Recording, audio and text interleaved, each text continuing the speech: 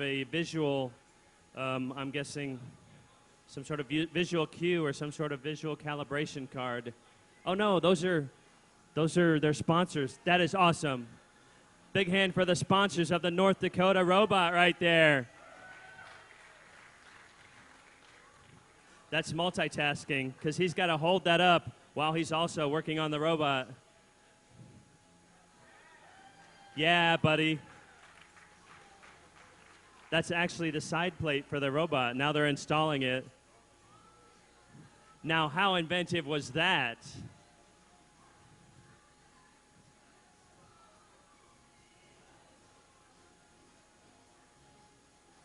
So, North Dakota on the left hand of your screen and the University of Alabama on the right hand of your screen. Both of these robots, very similar in design. Both of these robots have a rotating bucket ladder, a bucket ladder system on a series of belts in order to excavate down deep. And then they both have conveyor belts to offload the collected materials. So Kirk, I had to come up here for a second and give the University of Alabama a hard time because this is Gator country down here.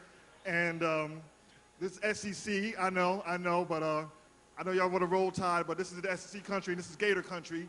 You guys do well every year, but I just want to give y'all a hard time. So, look at his Gator hat. Have you seen that? That's pretty neat. That is. Let me borrow that thing for a second. It moves.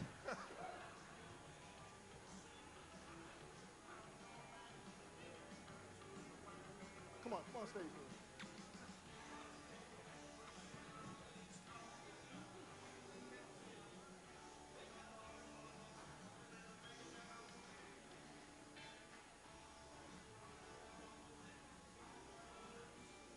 What's your name? Matthew. Are you a Gator fan? Not really. Where'd you get the Gator hat from? We just had it laying around our lab, and we took a liking to it because, let's face it, it's absolutely adorable. What university? Say again? What university? Alabama. Can you give me a roll tide? Roll Tide! Good luck. Thanks a lot.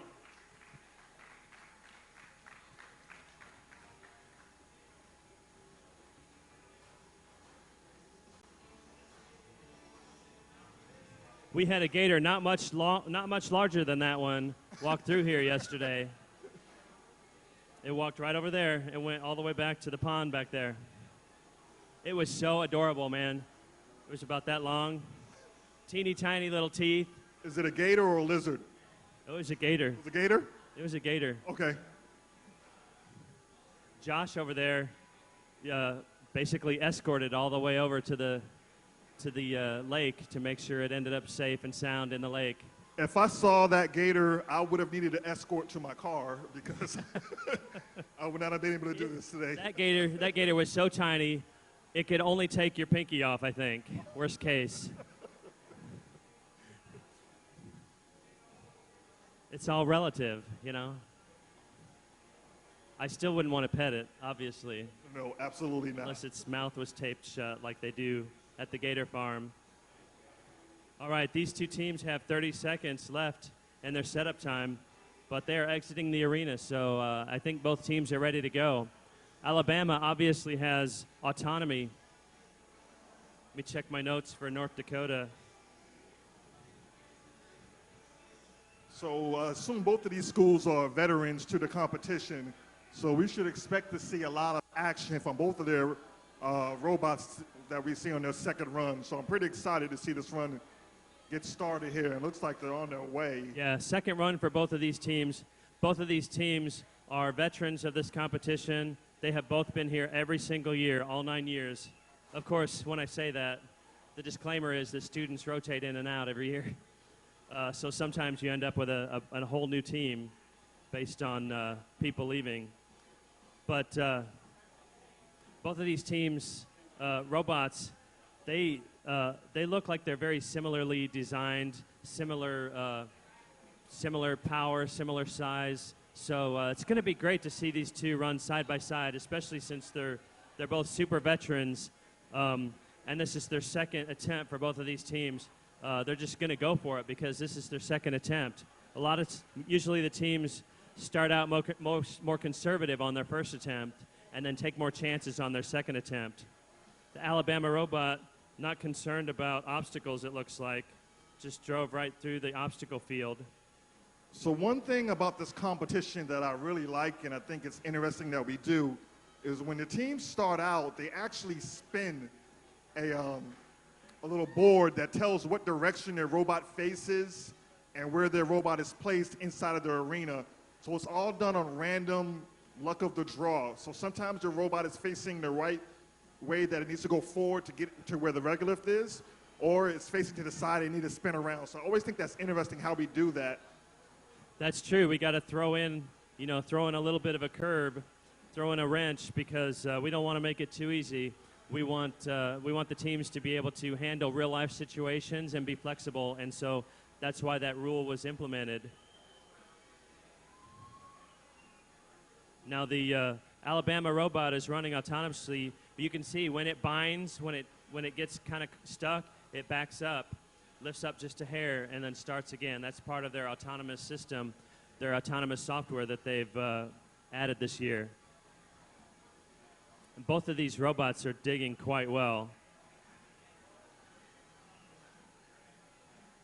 North Dakota on the left, Alabama on the right. 8.5 minutes remain.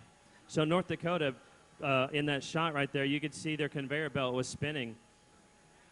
And I'm presuming that they're just dumping out the initial material that they've dug because they don't care about the initial material. Both of these teams need to get all the way down to about a foot, about 12 inches below the topsoil before they will get to the rocks and gravel that we have buried under there for them to get. They don't get any points. They don't get any score at all for the loose topsoil. They only get points, scoring points, when they collect the rocks and the gravel that we've buried. Here comes Alabama. And it looks like they both have this similar design using the bucket system, North Dakota and Alabama. I think it's going to come down to operator and the implementation of the design strategy, Kirk. Yep, Alabama is depositing their current load onto the hopper, and now the judges are going to come along and they're going to sieve it, they're going to filter it, and see if there's any gravel or rocks in there, because only the rocks are going to be scoring for these teams. Now, the Alabama robot, if it really is in autonomous mode, let's see if it goes back to the exact same hole or if it picks a different hole. I think last year it picked a different hole, but in this year's competition, in this year's rules, it would be better to dig down in the same hole over and over and over, which is exactly what it is doing. So it would be interesting to find out if how this robot is remembering where to dig. Is it just keeping track of wheel turns, or is it using some sort of sensor in order to find that hole and dig in that same hole? Look how deep this North Dakota robot is digging. And you can see when it binds up, because this material is not easy to dig in. It can resist your digging forces and make your digging mechanism stall out. So, Kirk, we've been doing this robotic mining competition for several years now, and I know you've been a staunch member of it and a big supporter of it. Give me, in your opinion, why is it so important? Why is it so important to NASA, and why is it so important to you? Can you talk to me a little bit about that? Sure.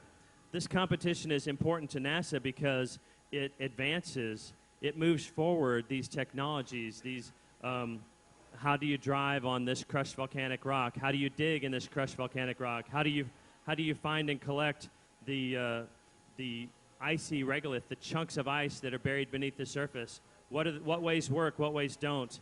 Because NASA's going to need these technologies and these tools in the future to send robots to the moon and Mars that are autonomously or remotely controlled, that are performing these roles, that are performing these functions. And digging down and collecting the frozen water, the ice chunks that are under the surface on the moon and Mars, because we'll be able to use that ice and turn that into useful resources someday that will support a human colony or support human explorers. So I understand the benefit that NASA is receiving as an organization. Can you share with me what some of the benefits might be from a student's perspective that is participating in this competition? Yeah, the students gain a lot of benefits from this competition. You know, besides bragging rights of, you know, saying to their friends and family that they competed in a NASA robotic competition. I mean, that alone is pretty cool. But these students are gaining all this experience of completing the entire systems engineering life cycle. They're coming up with a robotic design. They're writing it down on paper and showing it to people and getting feedback and having it reviewed. They're buying the parts or making the parts for these robots in some cases, and then putting them together, and then troubleshooting all the issues along the way and doing all the testing along the way of the subsystems, and then putting subsystems together and testing systems of systems. And so when these students put that on their resume when they graduate, they have a huge benefit over other students that haven't gone through a competition like this. So regardless of how these students end up scoring in this competition, they're all winners because they've got this great experience to take them into the next phase of their life, into the workforce. Would you say that a competition like this gives these students practical experience in how we operate as an organization here at NASA, when you have to collaborate as a team to come up with the design and to complete various taskings or missions that are assigned to you? Would you say that's real-world experience for them? That's exactly right.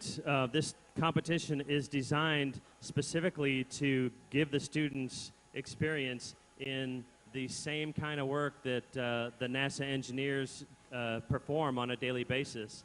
And so that kind of experience is just second to none. There's just no other, there's just nothing else can give you that experience, in my opinion. Kirk, check out this shot here. It looks like that's from South Dakota. Is that South Dakota? North Dakota on the left. From their machine there. Now they started another hole right there, I'm pretty sure. And it looks like Alabama's dug a trench over there. Alabama's digger was very, very deep right then. They have gone to the same hole 3 times now, unless I've lost count.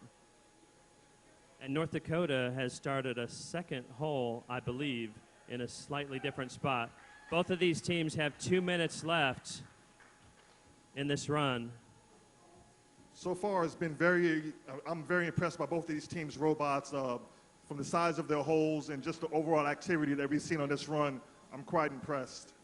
Yeah, both of these teams are performing really well. There's a shot on the left of the pile, the onboard material on board the North Dakota robot. Now, with 1.5 minutes left, is the North Dakota robot going to have time? You know, it slowed it down pretty heavily. I don't know if it's going to be able to traverse as quickly on the way back as it did to get there. You can see the North Dakota digger coming up out of that hole. Now the Alabama robot, I know they have time. That's a very fast robot. It goes over the same exact path over and over and over. It never diverts from that path. So there's no reason why this Alabama robot can't deposit one more load towards the end of this run. And here comes North Dakota. Let's watch as North Dakota lines up with the hopper. And then here comes Alabama on the right. So the Alabama robot has a couple targets, some visual targets that they've installed on the hopper that the robot uses to align itself. And Kurt, there it goes, 30 seconds remaining. Can you talk a little bit about, as the run is about to conclude here, what happens to these robots once they complete the run? Can you explain to me that process? So what the teams do once the run is completed, where do the robots go? Look at that. North Dakota just dumped an amazing amount, and they're still dumping. So with 10 seconds left, after these robots compete in this 10-minute competition, right there, we've just finished. Both of these teams, these students are going to come back into the arena, and they're going to pick up their robots and pull them out of there. And we have this process right outside the arena where they're going to get vacuumed off to make sure that none of this dust gets taken back into the robot pits. I want to give both the University of North Dakota and the University of Alabama a big hand for that run.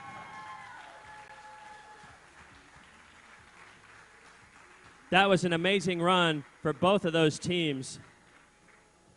And we will find out later when the official scores are posted how many rocks, how many kilograms of rocks and gravel those teams were able to deposit into our hopper, which simulates the lander that these robots were dropped off from.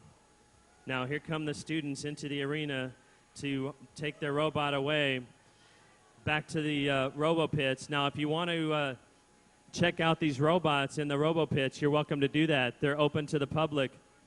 They are in the gray building over my right shoulder. It says Center for Space Education on the side of the building. That building is open to the public all week long, all day long, all week long.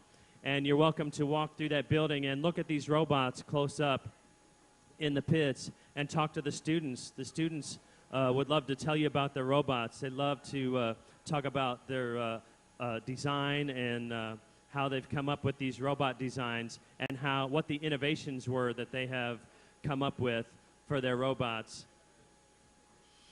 So make sure you do that. Another thing that you can check out while you are here this week experiencing the visitors complex and experiencing the NASA robotic mining competition is you can go check out some of these robots operating and testing in the sandbox, which is an area right outside the IMAX building and right outside the gift shop.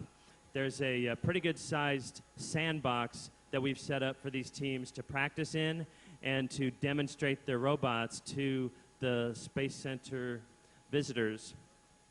So check that out. I believe we also have some high school FIRST robotics teams that are showing off their robots in that same area. This is the 9th annual NASA robotic mining competition, and we are streaming live from the Kennedy Space Center Visitor Complex in Central Florida. Now, coming up next, we have the University of Arkansas and Embry-Riddle Aeronautical University. So you don't want to go anywhere because you'll miss Arkansas and Embry-Riddle coming up next for their runs.